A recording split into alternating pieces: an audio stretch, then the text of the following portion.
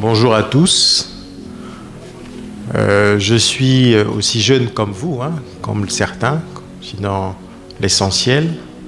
Je suis Emerian Kibongu, directeur général de l'Agence congolaise pour la création des entreprises. En tout premier lieu, je tenais vraiment à remercier Monsieur le ministre pour l'initiative. Je pense que notre jeunesse en général, et je pense que le Congo en particulier, ne doit pas ménager les efforts d'échanger, de discuter comme le veut nos traditions, nos coutumes, hein, de l'échange et de la discussion. Je ne vais pas reprendre le débat de tout à l'heure, hein, de Madame Binda Issa, mais je pense que je vais peut-être essayer de piquer quelques mots parce que je crois que le professeur émérite Théophile Obenga l'a dit.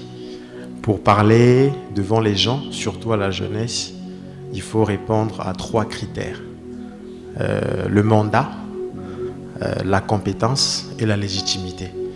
Je pense qu'en ce qui concerne la compétence, j'ai un Master 2 en économie.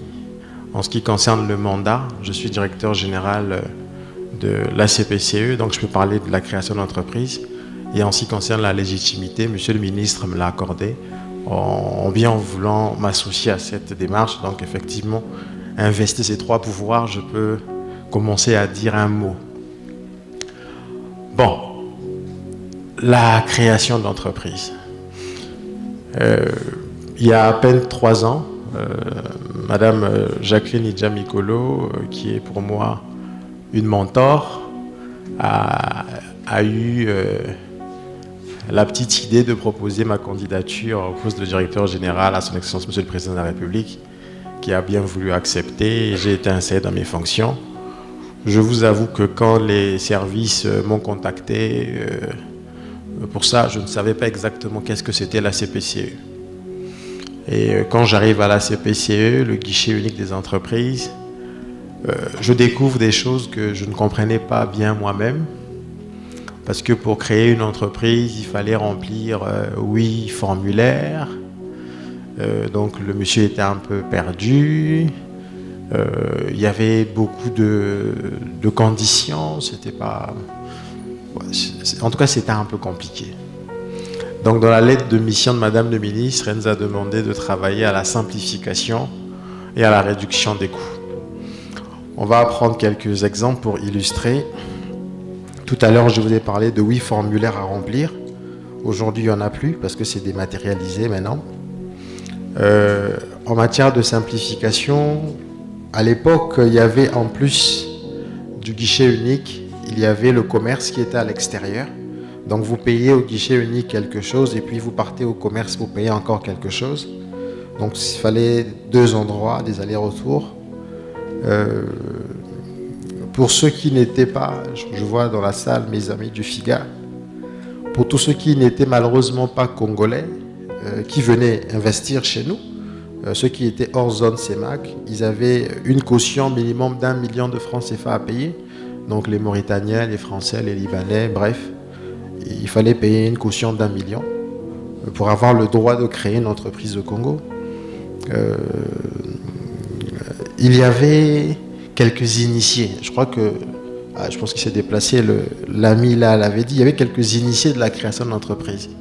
C'est-à-dire qu'il y avait certains qui maîtrisaient, d'autres ne maîtrisaient pas. On nous disait qu'il fallait à tout prix passer par un notaire pour créer une société. Et les notaires, moi j'ai créé ma société en 2011. Je sais ce que ça m'a coûté. C'était en tout cas plusieurs millions. Donc, toutes ces choses mises ici et là fait qu'en réalité, créer une entreprise au Congo en moyenne, quand vous voulez créer une société surtout, il fallait débourser autour de 2, sinon 3 millions de francs CFA. Grâce à l'effort du gouvernement, Madame le ministre a réussi à faire adopter en conseil de cabinet, conseil des ministres, puis par loi de finances 2023, des tarifs qui permettent de simplifier. Aujourd'hui, avec 300 000 francs CFA, on peut véritablement créer une société parce que les statuts sous seing privé sont prévus par l'acte uniforme. Je passe les débats techniques, mais on peut créer une société avec 300 000. Le capital qui était au début exigé au niveau du notaire ne l'est plus. Une lettre avec la banque de la place, nous avons signé des partenariats où vous allez libérer votre capital, donc le million au niveau de la banque, et l'argent est à votre disposition. Quand les papiers reviennent, vous pouvez facilement toucher votre argent. En gros, il y a eu une dématérialisation, c'est-à-dire l'informatisation, et il y a eu une réduction des coûts jusqu'à 80% des coûts de création d'entreprise.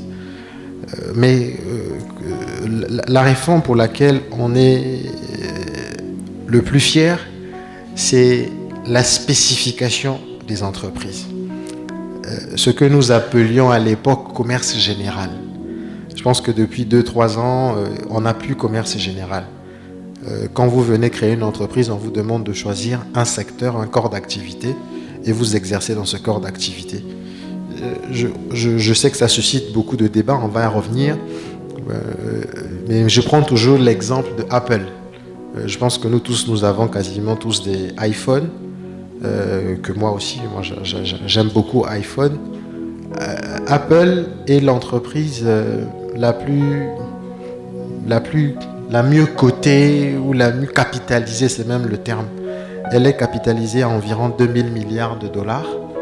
Pour qu'on ait une idée, le budget du Congo est autour de 2500 milliards, ça fait 5 milliards.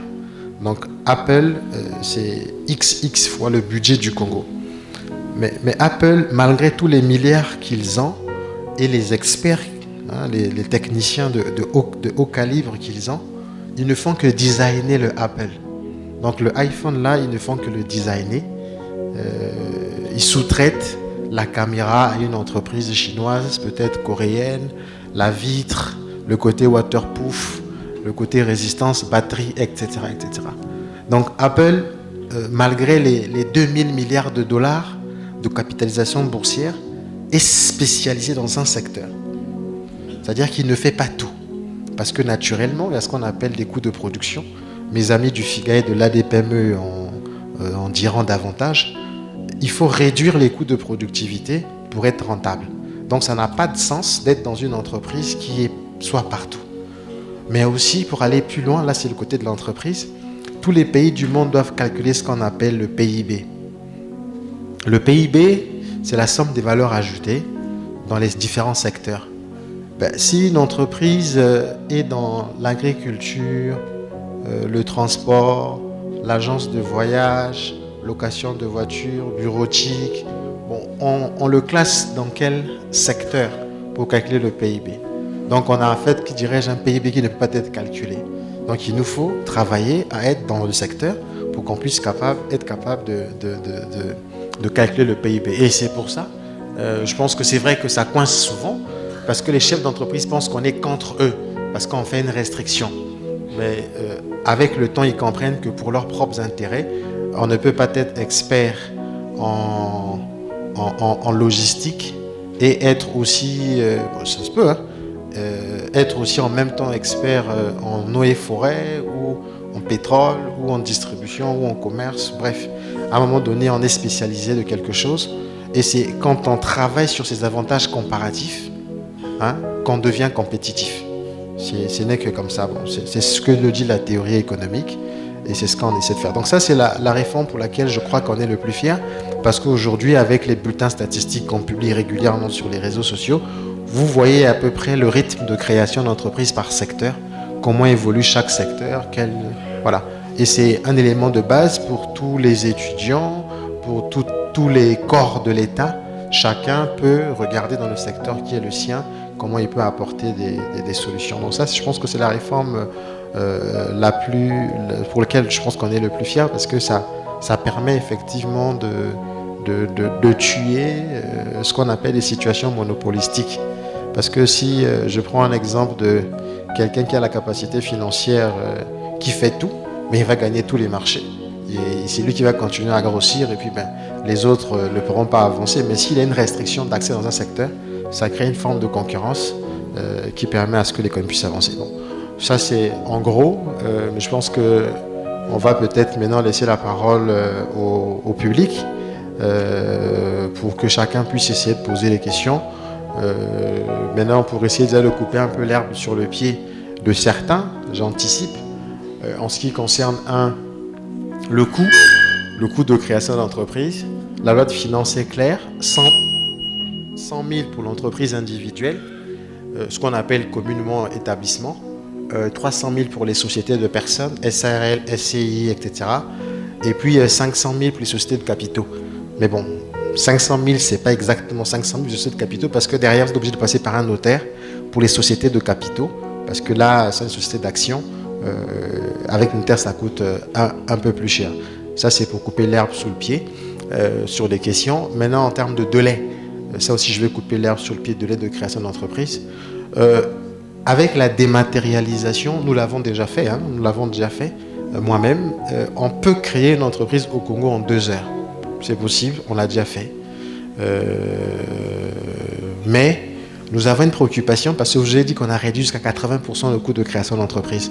Qu'est-ce que ça veut dire? Le contribuable, donc l'usager qui payait 1 million, voilà, paye maintenant 300 000. Ça veut dire que l'administration qui encaissait le million perd 700 000. Et quand il a perdu 700 000, ça dit qu'il a des difficultés logistiques pour avancer. Et faute de cette difficulté logistique, les délais tirent en longueur. Et là, nous avons demandé l'appui du gouvernement, pas pour repartir pour l'augmentation des prix, parce que ce serait pas intéressant, mais surtout pour que le gouvernement appuie les structures pour avancer. Pour certains qui ne le savent pas, la CPCE est ouverte de 7h30 à 17h30, de Ouesso à Pointe-Noire. Tous les fonctionnaires congolais s'arrêtent à 14h30, sauf les cabinets ministériels. Donc pour être ouvert après 14h30, il faut que vous soyez capable de motiver ceux qui sont sur place. Et c'était les 700 000 du haut là qui permettaient à ce que les gens puissent être opérationnels. Et quand ces 700 000 manquent, vous comprenez que ça commence à devenir une difficulté logistique pour certains. Donc voilà en gros ce que je pouvais dire sur ces questions d'entrée, mais je reste plutôt ouvert pour les différentes questions afin que nous puissions enrichir le débat. Merci beaucoup. Merci beaucoup, monsieur le directeur. On peut applaudir pour surtout le travail qui est fait. Oui, je vais commencer par vous. D'abord l'autre. Enfin, on reviendra tout à l'heure. Bonjour à tous. Alors, avant d'aller dans le corps de mon intervention, j'ai 2 petites observations à faire. La première concerne la distribution qui est faite du temps de parole dans la salle. Je constate qu'on a manqué un peu ce qui est écrit en grand caractère là-bas, dialogue. Un dialogue suppose donc un échange qui fasse équilibre entre ceux qui interviennent et ceux qui réagissent après. Bon, je n'ai pas bien compris, bien que c'était une intervention brillante, le passage de la directrice du mémorial. Je ne sais pas si on était toujours dans le thème. Bon, je vais m'abstenir un peu. Hier, vous avez parlé 2 ou 3 fois ici. Oui, merci. Voilà. La question que je pose, merci monsieur le juge. La question que je pose à monsieur le directeur, c'est de savoir quel est donc l'impact ou le bilan qu'on peut faire de toutes ces mesures que l'État a prises en vue de réduire les impératifs de création d'entreprises. Quel est le bilan qu'on peut faire quel est donc l'impact économique qu'on peut faire à nos jours? Merci. Monsieur le DG, vous répondez? D'accord. La question ici, on revient avec le micro devant, parce que notre frère avait déjà le micro avant de le remettre à l'autre.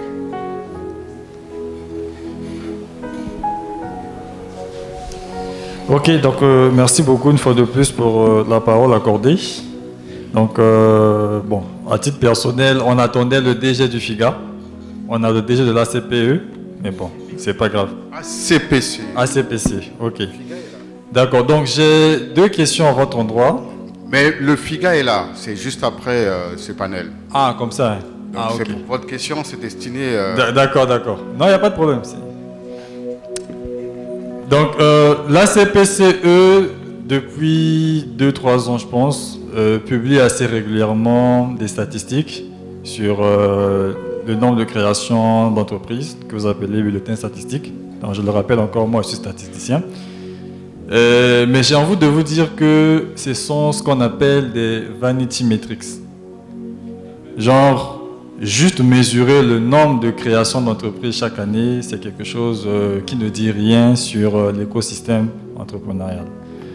Moi, j'aimerais savoir, est-ce que vous menez des études pour connaître la durée de vie des entreprises? Parce qu'il y a ce qu'on appelle la vallée de la mort, qui dit que seule une entreprise sur 10 survit au-delà de 5 ans. C'est quelque chose qui est mesuré au niveau mondial. Donc, quand vous me dites qu'il y a 5000 entreprises qui ont été créées, par exemple, en 2023, moi, j'ai envie de savoir au Congo combien survivent au bout de 3 ans, 5 ans. Parce qu'on connaît tous les pesanteurs de notre écosystème, l'administration fiscale, les impôts, tout ce qui passe, et puis voilà, qui empêche en fait les entreprises de se développer. Donc moi, j'aimerais savoir quel est le taux de pérennisation des entreprises au Congo. Première question. La deuxième question, le coordinateur nous a dit hier qu'il y avait un conseil de ministres la veille, donc le vendredi, qui fait mention d'un coût de création d'entreprise à 25 000. Donc, personnellement, je suis allé m'informer, je suis allé regarder, j'ai regardé le compte rendu, je n'ai pas vu ça. Donc, j'aimerais avoir un éclaircissement par rapport à ça. Est-ce que c'est toujours maintenu à 100 000 ou bien c'est à 25 000 et que ça va rentrer en vigueur prochainement? Donc, je voudrais un peu avoir un éclaircissement. Merci. Question?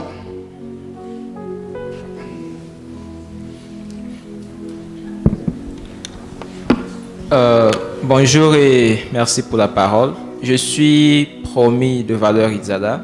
En fait, j'ai deux préoccupations. Lorsque j'ai entendu la présentation du DG de la CPCE, c'est en fait l'institution qui est supposée accompagner les individus dans la création des entreprises. Mais l'impression que j'ai en fait, c'est que pour vous, la création de l'entreprise commence à partir du moment où l'individu a par exemple déjà un peu les capitaux et ainsi de suite.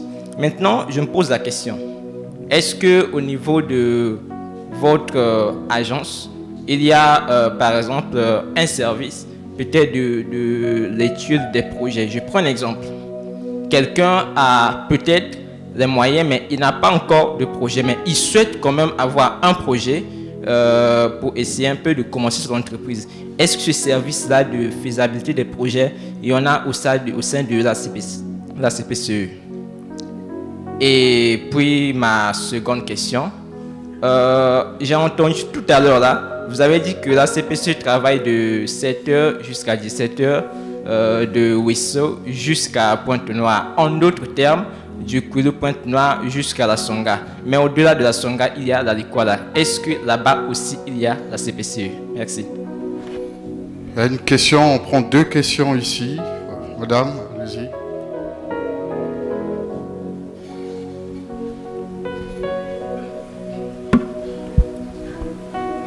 Merci, je suis Saori Beteke.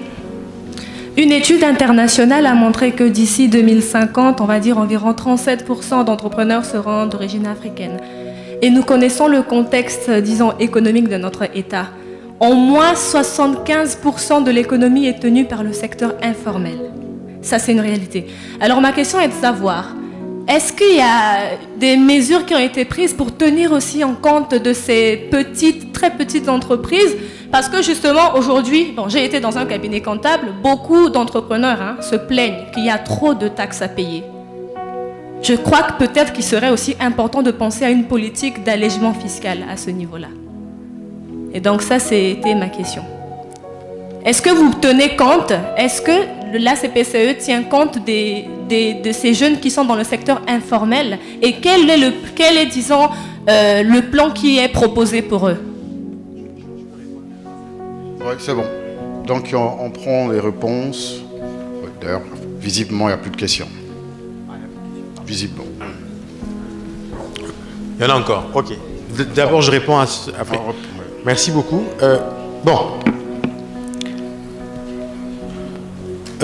Merci pour les pertinentes questions. Bilan de l'impact, on l'a dit, hein, réduction de 80% des coûts de création d'entreprise. Je ne sais pas si on peut faire mieux.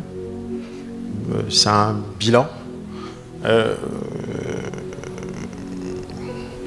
La hausse, vous l'avez constaté, on l'a dit, on est passé de 2800 créations d'entreprises en 2021 jusqu'à 4182 en 2023.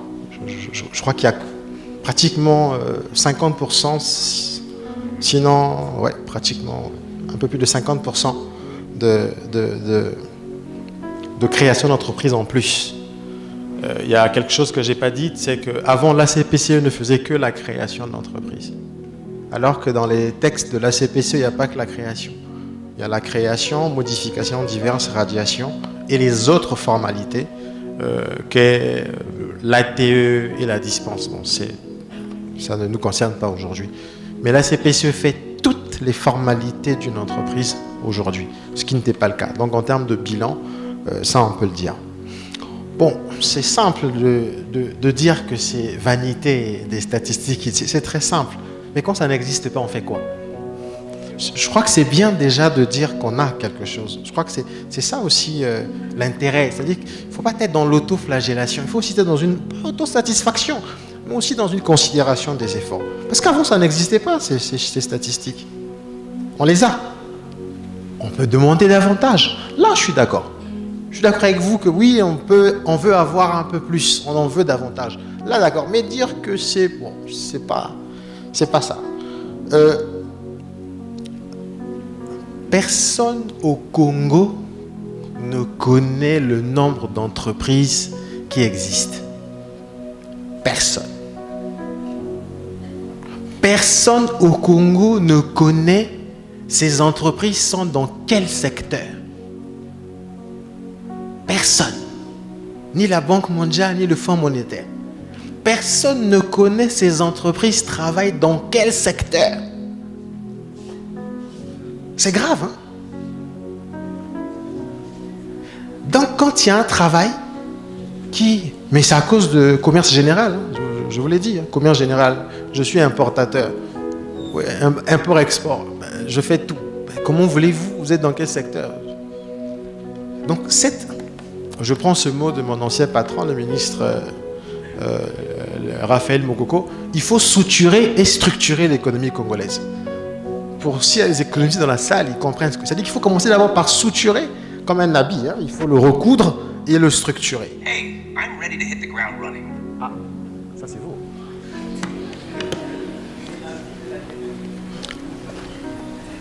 La durée de vie d'une entreprise, c'est aussi la même chose. Dans les bulletins statistiques de 2022, on n'avait pas. 2023, vous avez quelques statistiques de radiation. Parce que c'est quoi la fermeture d'une entreprise juridiquement? C'est quand vous prenez un acte de dissolution. C'est pas parce que vous avez créé, ça ne va pas, non, je reste à la maison, c'est fermé. Non, il faut prendre un acte. C'est comme un acte de décès. Il y a l'acte de naissance et l'acte de décès. C'est une formalité que très peu de chefs d'entreprise font, même quand ils ont des difficultés. Mais dans votre question, il y a le problème de la structuration du projet. Je suis un peu dur, quand je vois mes collègues dans la salle, je leur dis que quand quelqu'un n'a pas un chiffre d'affaires de 30 millions de francs CFA, il ne faut pas qu'il puisse se formaliser. Je parle bien de 30 millions de francs CFA par an. Parce que ce n'est pas la peine. Si j'ai 30 millions divisé par 12, ça fait autour de 2,5 millions. Ou un peu plus. Ok. 2,5 millions, si vous êtes excellent, vous avez des coûts de production de la moitié à peu près. Donc 1 million, 1,5 million. Il vous reste 1,250 million. Très bien. Ben, si vous êtes une entreprise, c'est que vous êtes au moins 3. Parce qu'il faut qu'un fasse la compta, un doit faire le commercial, un doit gérer la production. Et si on doit vous payer décemment, vous devez toucher au moins 400 000. Je parle de payer décemment. Et quand vous multipliez par 3, ça fait 1 200 000. La part de l'État est... Vous ne pourrez pas payer l'État. Le secteur informel, je reviens à la table, existera toujours. Ce n'est pas un problème. Mais à un moment donné, vous devenez suffisamment grand ou suffisamment gros, vous devez vous formaliser. Il ne faut pas chercher à combattre le secteur informel. Ça existera toujours. Il y aura toujours quelqu'un qui vendra les beignets, qui se fera de l'argent, il y aura toujours quelqu'un qui fera ça. Voilà, ce n'est pas ça le plus important. Mais à un moment donné, quand vous commencez à grossir, vous commencez à faire, comme ça, devenir gros, on va vous dire, ah, on veut signer un contrat avec vous. Moi, je suis Total, j'ai besoin d'un bon de commande. Ah, c'est quoi ça? Ah non, il faut un chèque. Ah. Et c'est à ce moment-là que vous basculez à la formation. C'est pour ça que, bon, nous, les jeunes, je ne vois pas un vieux dans la salle, même le ministre est encore jeune. Mais avant de créer une entreprise, il fallait venir avec un business model, ce qu'on appelle le business plan. C'est le business plan sur plusieurs années qui dit si le business est rentable ou pas. Malheureusement, nous avons dans notre environnement, c'est quand même un peu à la mode. Ouais, j'ai un projet, je veux transporter le sang par drone comme au Rwanda. On ne sait pas que le Rwanda c'est un petit territoire alors que le Congo c'est beaucoup plus grand. Bon, on ne voit pas les forêts de la partie de Wisso là-bas. Bon, on est un peu...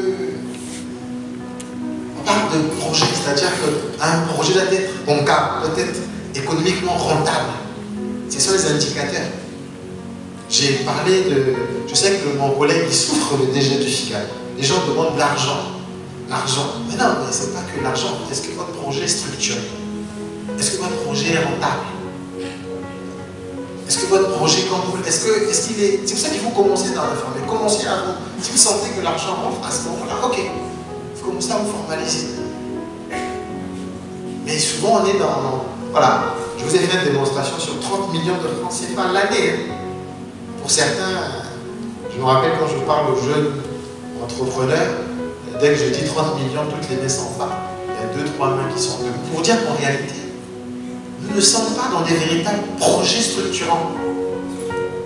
Mais si on est 10, chacun fait 15 millions, on passe à 150 millions, mettons-nous ensemble. Mettons-nous ensemble. Pourquoi chacun veut faire cavaler ce théâtre? On est trop petits, on ne prend pas possible. Même les jeunes qui ont fait, je pense qu'ils connaissent Blablacar dans la salle, le jeune qui a fait Blablacar pour le covoiturage en France, il s'est fait manger par SNCF. Parce qu'à un moment donné, quand tu es tout petit, tu ne peux pas supporter les coûts d'expansion. Donc l'entreprise, ce n'est pas une affaire. L'auto-emploi, ce n'est pas une affaire où on a une idée comme ça. Donc il faut que ça soit structuré. Le rôle de l'accompagnement, le rôle du développement de l'ADPME est fait pour ça. Service d'études à la CPCE. Si vous êtes familier de nos plateformes, vous saurez qu'on met nos textes. La CPCE est créée, est un EPA, établissement public administratif, créé par loi, qui a entre autres 4 principales missions. Recevoir, informer et accueillir les usagers, faire les formalités en un lieu, délivrer les documents attestants et tenir le fichier des entreprises. C'est-à-dire que nous, au niveau de l'État, on est très discipliné. C'est-à-dire que moi, mes attributions, je ne fais que ce qu'on me demande de faire. Je ne fais pas plus. Et le plus, là, c'est les autres. Donc, la constitution du business plan, c'est le rôle de l'ADPME et dans une certaine mesure là. Nous, on est dans ces 4. On vous accueille, on fait les formalités, on vous délivre et on tient le fichier, notamment les bulletins qu'on est en train de publier. Donc, c'est ce qu'on nous a demandé de faire et c'est ce qu'on fait. La territorialité de la CPCE. Merci. Cette question qui nous pose la question de l'immensité de notre territoire, dans son 48 km et les difficultés d'accessibilité de la vie. Voilà, ça c'est un fait. Mais quand on regarde les statistiques, si c'était une entreprise, on aurait fermé toutes les agences sauf Brazzaville et Pointe-Noire. Vous allez voir des fois, Wesso, monsieur le ministre, toute l'année, il y a 33 créations. Ça vous rapporte 3 à 4 millions l'année. Bon, vous avez 7 collaborateurs qui sont là-bas, qui vous coûtent 3 millions le mois. Le calcul est vite fait, on ferme. Mais est-ce que c'est ça l'État? Est-ce que l'État doit dire comme c'est pas rentable, on ferme? Non. Et c'est pour ça que nous avons créé des agences interdépartementales. On a Nicolas Sanga avec malheureusement siège à Wesso. Pourquoi Wesso? On n'a pas choisi Wesso parce qu'on veut Wesso. Parce qu'il y a un dynamisme au niveau de Wesso. Et c'est comme ça que ça se répertorie. On a un gros projet parce qu'en vérité, si vous êtes, nous on a dématérialisé. Vraiment, on est dans une démarche d'administration qui est connectée. On n'a pas besoin d'être présent physiquement à Wesso parce que sur Internet, vous avez toutes les informations de la CPC. Ce n'est que le paiement par promo, on est en débat avec Momo et Airtel parce que bon, ça reste augmenté de pratiquement 10 à 17% de création. On est en train de discuter, j'espère qu'on pourra réussir ce projet d'ici l'année prochaine pour qu'on puisse être capable de créer l'entreprise même à distance. C'est possible.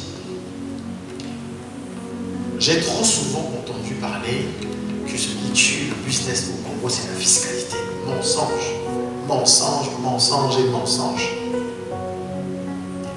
Les Américains disent que dans la vie, il y a 2 choses que tu ne peux jamais arrêter. Tu as la mort et tu as l'impôt. C'est sûr que tu vas mourir et c'est sûr que tu vas payer l'impôt. Parce que l'impôt est dans la loi de finances. Tu sais ce que tu dois payer, il faut juste te dire. C'est écrit. On te dit ce que tu dois payer. Donc si tu fais ton business, tu constates que tu n'es pas capable de payer l'impôt, ne le fais pas. Parce qu'il n'est pas rentable. Ça veut dire que ton business n'est pas bancable, il n'est pas commercialisable. Il n'y a pas si longtemps que ça, il y avait des idées, il y avait, je crois, une voiture couchée. Il y a des prototypes comme ça que les ingénieurs ont développé, mais si ce n'est pas commercialisable, on ne peut pas le faire. Ce qui se passe, c'est que nous avons les chefs d'entreprise qui sous-évaluent leur prix. Parce que comment on calcule un prix de vente? Le prix de vente a à l'intérieur l'impôt, parce que l'impôt, ce n'est pas vous qui le payez. Il n'y a pas un chef d'entreprise sort son impôt sur son revenu personnel. Ok. Mais l'impôt, c'est le consommateur final qui le paye. Donc il faut que dans ton prix de vente... Monsieur le DG, je voudrais enrichir la question de notre sœur. Oui. Dans le dernier Conseil des ministres, on a constaté, ça fait déjà plus de 3 conseils des ministres, le gouvernement parle de l'exonération sur plusieurs entreprises des jeunes en création. Mais vous nous dites quand même que l'impôt ne pose pas de problème. Non, c'est pas que l'impôt ne pose pas de problème. Attention, j'ai dit l'impôt, c'est pas... On ne découvre pas l'entreprise. Non, c'est pas l'impôt qui tue l'entreprise. C'est le business model qui n'a pas intégré l'impôt. Parce que dans le prix de vente, vous êtes bien habillé, quand vous achetez votre chaussure à la boutique, le prix de vente, il y a l'impôt dedans. Donc c'est pas vous qui le payez. Vous êtes primo-collecteur de l'impôt. C'est-à-dire que vous prenez l'impôt de la part de l'État. C'est pas vous qui payez l'impôt. Vous payez votre impôt sur le revenu. Il faut d'abord que ça soit clair dans votre tête. Donc le problème de notre pays, c'est pas que l'impôt tue le business. C'est que dans notre business, on oublie l'impôt. Et quand l'impôt vient, c'est-à-dire que non. Ça doit être clair, ça c'est la première chose. Maintenant, ce qu'on appelle des mesures incitatives. Tout à l'heure, on a dit, passer de 3 millions à 300 000. C'est ça l'incitation. Il y a un coût, je vous dis qu'on a de la peine à fonctionner maintenant, parce que l'argent qu'on devait prendre, on ne le prend plus. Et il y a une disposition aussi de la loi de finances de 2021 qui parle d'un impôt progressif. Bon. On a fauté quelque part, nous les techniciens, on a fauté quelque part. Mais je sais que l'année prochaine, ça sera opérationnel. Un impôt progressif. Mais il faut déjà que, parce que même cela, ça va durer 2 ans, 3 ans. Je peux prendre un exemple, mais ce n'est pas ça le débat. la CPCE a créé en 4 ans, 5 ans, on va dire 5 ans, 30 000 entreprises en moyenne, en 5 ans. Les contribuables qui payent seulement la patente, ce qu'on appelle l'impôt d'identification, ils sont 7 000 et quelques. Donc, ça c'est de 1960. Donc, ça veut dire que tous ceux qui ont créé les entreprises là, qui fonctionnent, ne payent pas la patente. Donc, le problème de l'impôt, c'est pas ces 3 jours, non. Oui, on peut donner 3 jours, 3 ans, j'allais dire. Mais l'objectif d'une entreprise, hein, c'est la SCAT, là, c'est les Nyambadi là, hein, c'est que vous puissiez transmettre. C'est 99 ans. Donc on ne peut pas faire un montage d'un business sur 3 ans. Ça. Oui, c'est bien, ça permet d'avancer, mais c'est pas ça. Moi je crois que le curseur doit être posé sur l'accès au marché. Parce que c'est le marché qui va vous donner de l'argent pour payer l'impôt. Mais on fait une fixette sur l'impôt. Nous devons faire une fixette sur l'accès au marché. Nos artisans, de consommer local, de consommer congolais. C'est plutôt cela. On va faire un autre tour de table sur le compte rendu du Conseil des ministres. Bon, chers collègues, chers amis, bon, je n'étais pas ministre, les ministres sont autour de la table, pour vous dire. Vous savez, des fois, quand il y a un Conseil des ministres, on prend des décisions. Et ces décisions, après, reviennent en termes de texte, et après, ils sont publiés. Je comprends la patience, je comprends l'impatience, j'allais dire, mais soyons attentifs. Je crois que Madame le ministre, en son temps, va évoquer sur la question de continuer à réduire les coûts de création, et même si c'est 10 000, 80 000 au moins, pour un business, c'est pas ça le problème. Le problème, il n'est pas là. Le problème, c'est dans la capacité que nous avons en tant que chef d'entreprise à lire. Vous savez, je ne sais pas si les gens font attention à ce que nous publions. Nous faisons un résumé sur nos sites des textes. Qui a le droit de créer l'entreprise, qui n'a pas le droit, que dit ceci, qui dit cela. C'est vraiment pas parce qu'on veut faire exprès. On veut vraiment donner le maximum d'informations juridiques à intégrer, mais surtout, on vous demande de pousser plus en termes d'accès au marché. Pour la reste, on va peut-être ouvrir une deuxième liste de la satisfaction. Merci. Mondial qui est en train d'étudier, qui porte sur l'environnement des affaires en République du Congo. Dans cette étude, nous avons constaté que la majorité des entreprises sont en train de pouvoir souligner la question de l'impôt. Peut-être pas l'accès, mais plutôt sur l'impôt. Et quand je vois monsieur le directeur nous parler de l'impôt, c'est vrai que c'est un raisonnement qui mérite d'être respecté, mais sinon dans la pratique, les opérateurs économiques s'inquiètent en ce qui concerne le taux d'investissement. Alors moi je vais revenir sur la nuance entre acte authentique et acte sous seing privé, parce que c'est une préoccupation. On a dit tout à l'heure qu'on pouvait créer une entreprise avec un acte sous seing privé. Et donc ma préoccupation porte sur la nature même de l'acte sous seing privé.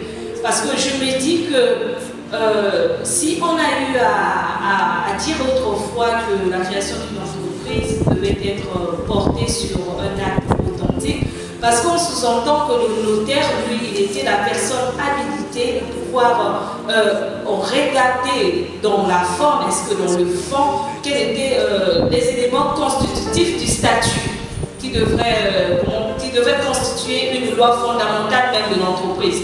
Aujourd'hui, céder cette responsabilité à des personnes non professionnelles en la matière ne risquerait-il pas de pouvoir, premièrement, réduire aussi, je voudrais dire, l'aspect financier en ce qui concerne la rentabilité des notaires, mais aussi, ne serait-ce pas exposer ces entreprises à des dégâts juridiques futurs?